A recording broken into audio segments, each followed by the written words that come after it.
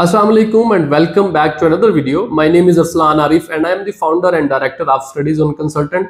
And at Study Zone Consultant, we provide information regarding study visa, visit visa and career counseling. आपको अक्सर ऐसी YouTube के ऊपर videos नजर आती हैं जिसमें ये लिखा होता है जी कि 3 साल में अपना पासपोर्ट ले लें, 3 साल में आपको PR मिल रही है। अब पता नहीं ये कौन लोग हैं जो ऐसी वीडियोस बनाते हैं। अक्सर स्टूडेंट भी फिर जो हमारे स्टूडेंट वो हमसे भी ये सवाल करते हैं, तो हमने सोचा कि 1 बाय 1 सबको आंसर करने की बजाय बेहतर है कि हम एक ऐसी वीडियो बना दें जिसके अंदर प्रॉपर इस बात को आंसर कर दिया जाए कि आप यूके में जाके या इवन आप किसी और कंट्री में भी जा रहे हैं तो उनका पीआर का ILR का रूट क्या है, आपको कितने साल के अंदर पीआर और ILR या इवन आपकी नेशनलिटी वगैरह है वो ग्रांट कर दी जाती है। तो इसमें मैं 5 ऐसी चीजें डिस्कस के मुतालिक आप जान सकेंगे कि आप किस तरह अपनी जो पीआर का प्रोसेस है उसको फास्ट ट्रैक कैसे कर सकते हैं। अगर आप अपने स्टूडेंट वीज़ा पे, वर्क वीज़ा पे या इवन आप शादी के मामला करके वहाँ पे जाते हैं तो उस सूरत में आपको कितने अरसे बाद आपका PR और ILR मिल सकता है। तो वीडियो को प्रॉपर शुरू करते हैं। शुरू करने से पहले आप सबसे गुजारिश करूंगा कि अगर अभी तक आपने हमारे YouTube चैनल को सब्सक्राइब कर लें।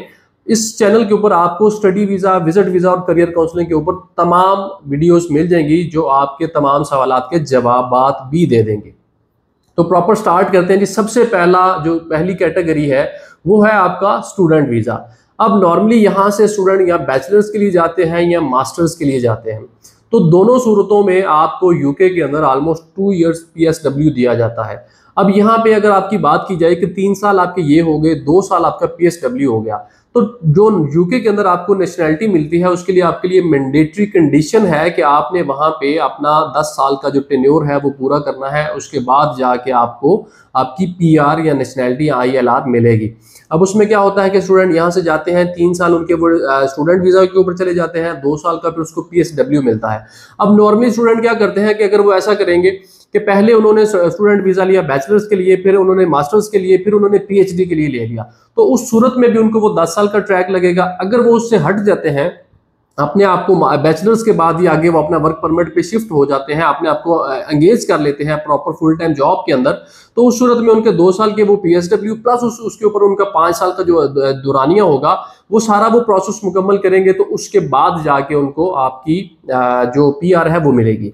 दूसरी जो कैटेगरी है, ये ऑप्शन है, वो आ जाती है आपकी वर्क परमिट की। अब यहाँ पे कुछ लोग हैं जो पाकिस्तान से डायरेक्ट वर्क परमिट लेके जाते हैं, तो डे फर्स्ट से जैसे वो वहाँ पे पहुँचते हैं तो वो उनकी जो कैटेगरी होती है वो स्टूडेंट वाली नहीं होती, वो वर्क परमिट पे ऊपर गए होते हैं। तो जो उनका दुरानिया होता है वो भी उनका जो 5 साल वहाँ पे वो काम करते हैं तो उसके बाद उनको PR दे दी जाती है। उसके बाद आगे उनका जो फर्दर टाइम ड्यूरेशन है वो अगले 5 साल का जब वो पूरा करते हैं तो उसके बाद उनकी नेशनलिटी वाला प्रोसेस भी मुकम्मल हो जाता है। थर्ड ऑप्शन है आपके पास कि आप यहाँ से वहाँ पे वहाँ पे जो पाकिस्तानी या इंडियन फैमिलीज हैं जो वहाँ पे की जो नेशनल बन चुकी हुई हैं उनको देख लें, या आप वहाँ किसी जो नेटिव इंग्लिश पीपल हैं उनमें से किसी फैमिली के साथ आपकी अगर सेटिंग हो जाती है, आप शादी करके जाना चाहते हैं, ऑल्दो इट्स नॉट रिकमेंडेड कि आप वहाँ से सिर्फ शादी करके अपनी जो PR है या नेशनलिटी है सिर्फ उस मकसद के लिए जाए। आपके पास और काफ़ी सारे ऑप्शंस हैं, आप उनको यूटिलाइज कर सकते हैं। लेकिन अगर आप उस रास्ते से भी जा रहे हैं तो आपके पास ऑप्शन होता है, आपने वहाँ पे जाना है, जाके आपने शादी करनी है, प्रॉपर उसका एक आपका ट्रैक रिकॉर्ड रहेगा। फिर उसके बाद आपके शादी के बाद अगर आपने इस मजीद चीज़ को प्रूव करना है तो उस सूरत में फिर आपको वहाँ के आपने जो बच्चे हैं वो भी पैदा करने पड़ेंगे। जब आप एक प्रोसेस 4, 5, 6 साल का गुजार लेते हैं तो उसके बाद जाके आपको PR और नेशनलिटी वाला प्रोसेस आपका मुकम्मल होता है, फिर जाके आपको मिलती है। उसके बाद आपकी जो चौथी कैटेगरी है जिनके अंदर आपको गारंटेड ऑलमोस्ट 3 साल के अंदर PR ग्रांट कर दी जाती है, वो बेसिकली ये 2 कैटेगरीज हैं। एक आपकी जो ग्लोबल टैलेंट वीज़ा है, इसके अंदर आप जब वहाँ पे जाते हैं तो 3 साल का आपने दुरानिया जब आप वहाँ पे गुजार लेते हैं, लेकिन इसके अंदर कंडीशन ये है कि आपने 180 दिन यानी 6 जो महीने ऑलमोस्ट बनते हैं वो आपने यूके से बाहर ना गुजारे हो, और ना ही आपका कोई जो टैक्स वगैरह है वो उसमें कोई ऐसा ना हो जिस महीने में आपका टैक्स ना गया हो, या इवन कुछ 1 से ज़्यादा महीने ऐसे ना हो। अगर वो उस तरह की सिचुएशन आपकी निकल आती है at the time of your PR, जब आप एम्बेसी वगैरह में जब आपके यूके VA की जो आपको वो चेक कर रहे होंगे, अगर आप उनको इस तरह की कोई निकलेगी तो उसमें ऑब्वियसली कोई ना कोई वो ऑब्जेक्शन लगा देंगे। अब जो हमारी लास्ट कैटेगरी है ये है बेसिकली आपका इनोवेटर फाउंडर या इनोवेटर क्रिएटर वीज़ा। यहाँ इस वीज़े के थ्रू भी आप जा सकते हैं, वहाँ पे जाके आप इस प्रोसेस के अंदर भी आपको मिनिमम जो टाइम रिक्वायर्ड होता है for PR that is only 3 years. ये सिर्फ दो ऐसे तरीकेकार हैं या दो कैटेगरीज हैं जिनमें आप अपनी जो रूट है PR का, ILR का या नेशनैलिटी का, उसको कट शॉर्ट कर सकते हैं। अदरवाइज बाकी आपकी जितनी कैटेगरीज हैं उनके अंदर आपका जो एक मिनिमम, इवन आप यूरोप को भी कंपेयर करें तो यूरोप में भी आपको तकरीबन अरसा 10 साल दरकार होता है, जहां पे जाके आपको नेशनैलिटी ग्रांट की जाती है।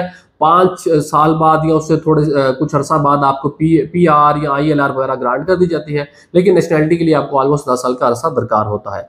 तो उम्मीद करते हैं आपको इस वीडियो के अंदर आपके सारे सवालात के जवाबात मिल गए होंगे कि आप यूके में कोई शॉर्टकट नहीं है, वहां पे आपको जो एक उन्होंने एक टाइम फ्रेम मेंशन किया हुआ है, आपको उसी टाइम फ्रेम के ऊपर चलना पड़ता है। इवन आपने वहां पे अगर कुछ थोड़ा बहुत अपने मामलात को ऊपर नीचे करेंगे तो उस सूरत में भी आपकी जो ड्यूरेशन है वो मजीद इंक्रीज कर सकती है, बजाय कि आप उसको डिक्रीज करने के। तो इसलिए कोशिश करें वहां पे टू दी पॉइंट से लें, अपनी चीज़ों को क्लियर और जेन्युइन रखें, ताकि आप at the time of PR, ILR या नेशनैलिटी पे आपको किसी किस्म का कोई प्रॉब्लम ना आए। उम्मीद करते हैं आपको ये वीडियो पसंद आएगी। आपसे मुलाकात होगी अगले वीडियो में, तब तक के लिए अल्लाह हाफिज़।